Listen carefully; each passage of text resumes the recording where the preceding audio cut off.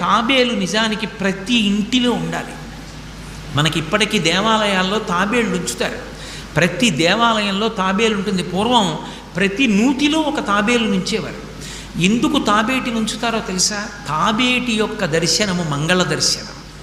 తాబేటి వంక చూస్తే మంగళం. అందుకే ఇంట్లో కనీసం తాబేలు బొమ్మ అట్టి ఉంచుకుంటారు. ఉంచుకుని ఒకసారి ప్రయత్నపూర్వకంగా దాని వంక చూస్తారు. ఎందుకు తాబేలు ఇంట్లో ఉంచుకోవాలి అంటే దాంట్లో ఒక రహస్యం ఉంది. దీక్ష అని ఒక మాట.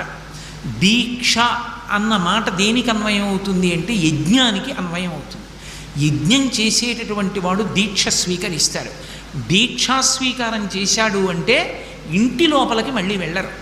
ఇక పూర్తయిన తర్వాతే ఇంట్లోకి ఎడతారు. ఇల్లు విడిచిపెట్టి బయటికి వచ్చేసి దీక్షావస్త్రాలు కట్టుకుని మేళతాళాలతో యాగశాల ప్రవేశం చేస్తారు.